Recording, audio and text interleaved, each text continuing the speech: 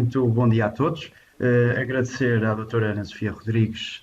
os contributos que nos trouxe. O PSD foi um dos partidos que pediu esta audição da Autoridade da Concorrência porque nós encaramos a Autoridade da Concorrência efetivamente como esta entidade suprapartes, ou seja, numa posição neutral. Portanto, não estão nem do lado, eventualmente, da banca, se pudermos dizer assim, nem do lado, necessariamente, de uma associação que represente, por exemplo, os consumidores. Não. Adotam uma perspectiva técnica e, nessa perspectiva técnica, têm como objetivos aqueles que a doutora Ana Sofia teve a oportunidade de referir, desde logo a defesa da concorrência. E, portanto, isso parece-me um ponto muito relevante quando nós estamos a ouvir hoje a Autoridade da Concorrência. E o parecer que a Autoridade emite é um parecer que, do nosso ponto de vista, é um parecer sensato e que chama a atenção para algo que o PSD, desde o início em que estas audições se iniciaram, tem chamado a atenção.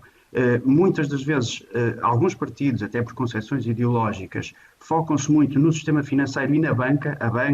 as instituições de crédito, e depois esquecem toda uma outra realidade que, deturpando por vezes o ímpeto legislativo, leva a que possa ocorrer, por exemplo, ou possam emergir aqueles riscos que a doutora Ana Sofia referiu, de, ao querermos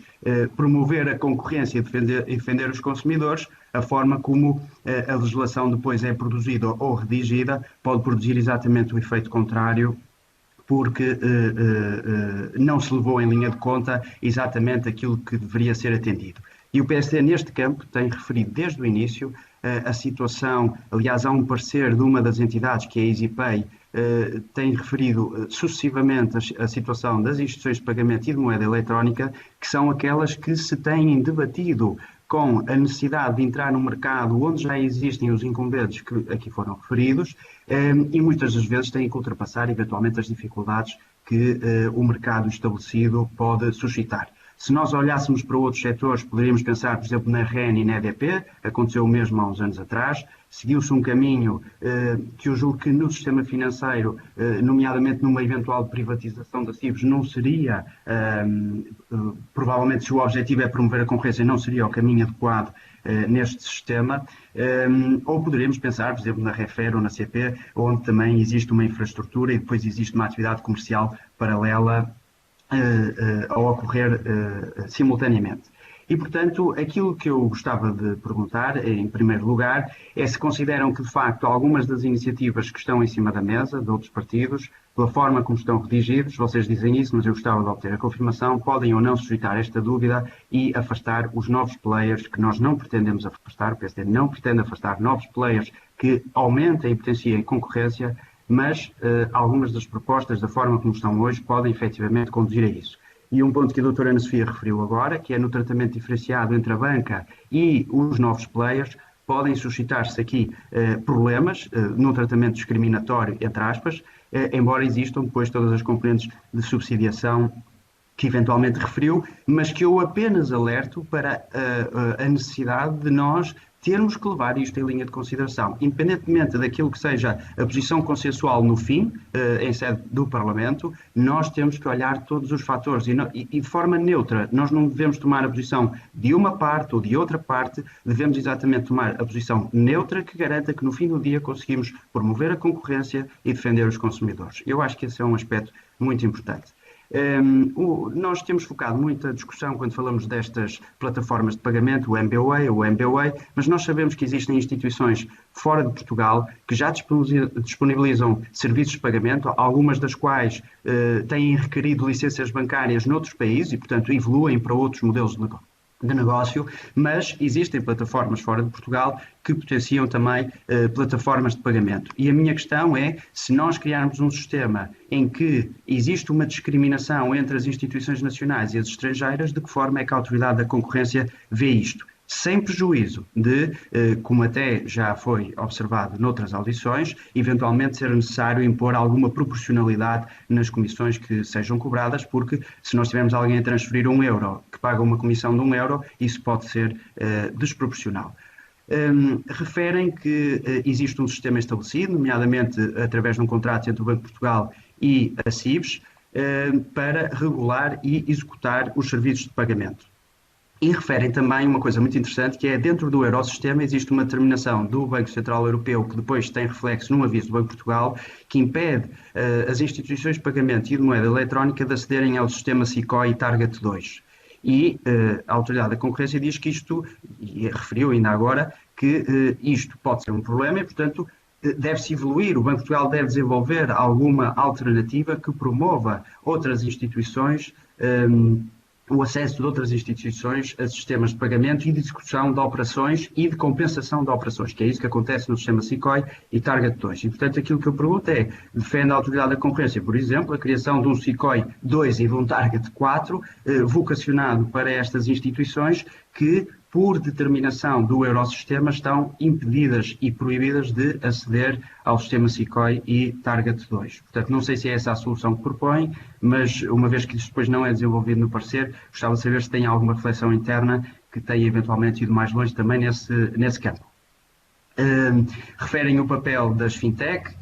as instituições de pagamento de moeda eletrónica e outras que possam surgir até na agregação das várias contas que referiu, parecem-nos muito relevantes, porque elas introduzem efetivamente um elemento inovador, suportado muitas das vezes num modelo de custos totalmente diferente, muito inferior, por exemplo, ao sistema da banca, e portanto conseguem fazer muito com poucos recursos. E, portanto, eu gostava de saber se existe alguma coisa que na legislação nacional hoje não esteja previsto. Por exemplo, falam da criação de modelos, esquemas regulatórios de sandboxes ou a criação de hubs inovatórios, portanto, que têm sucedido noutro país, deu o exemplo do Reino Unido. Referem também que já houve contactos em Portugal, no vosso parecer, e depois nos papers que têm, para desenvolver algumas destas coisas. Eu gostava de perceber se há efetivamente algum avanço ou não e se a Assembleia da República pode fazer alguma coisa neste campo, no sentido de promover um enquadramento legal ou regulatório que dê poderes, por exemplo, ao Banco de Portugal para criar estes instrumentos inovadores que sirvam de ninho, digamos assim, destas fintechs que trazem então a concorrência e eventualmente a redução de custos para o consumidor no mercado. Referem também a questão da mobilidade do cliente bancário, é um outro ponto, e propõem inclusivamente uma alteração ou um determinado artigo da legislação em vigor, mas não ficou suficientemente claro, ou pelo menos eu não percebi no parecer, e eu gostava que pudessem desenvolver um bocadinho isto. Portanto, o que é dito é que, por exemplo, o banco que empresta o dinheiro pode autorizar que o cliente, por exemplo, veja a sua prestação ser debitada noutro banco. Foi isto que eu percebi. Não sei se é exatamente isto que escreveram. Eu gostava de perceber melhor como é que isto potencia a mobilidade dos clientes bancários, na medida em que, se ele estiver dependente de uma autorização do banco onde fez o crédito, eventualmente esse banco pode não conceder essa autorização. Portanto, eu não sei se percebi bem esta questão, gostava que pudessem desenvolver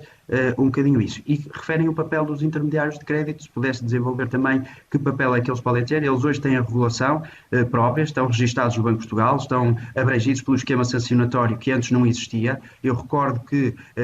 a quantidade de burlas e de fraudes que existiam neste mercado era muito grande, na medida em que haviam operadores, alegados operadores, a operar que na verdade não o eram, e portanto houve a necessidade de regular isto e de registar efetivamente aqueles intermediários que, estando ao abrigo de normas do sistema, são controlados por alguém e são alvos de sanções se houver incumprimento da legislação em vigor. Mas gostava de perceber como é que o intermediário de crédito pode ter um papel nesta mobilidade do cliente bancário. Também é um dos aspectos que referem. Nós temos defendido muito a conta de serviços mínimos bancários. Nós entendemos que a conta de serviços mínimos bancários, a que vocês não se referem, é uma conta que promove a entrada no sistema daquelas pessoas que estão excluídas do sistema bancário, portanto, que não têm nenhuma conta, e entendemos que esta pode ser uma forma, eventualmente, de o cliente bancário entrar num sistema que previamente lhe era desconhecido, ou pelo menos ao qual ele não tinha acesso. Sim, vou concluir. Entendemos, no entanto, que a conta de serviços mínimos bancários não deve concorrer, se este é o seu objetivo, com a possibilidade de um cliente ter N contas no sistema financeiro, contas bancárias normais, e mais uma conta de serviços mínimos bancários. Não sei se tem alguma reflexão sobre este aspecto, gostava de vos ouvir também e agradeço desde já. Obrigado.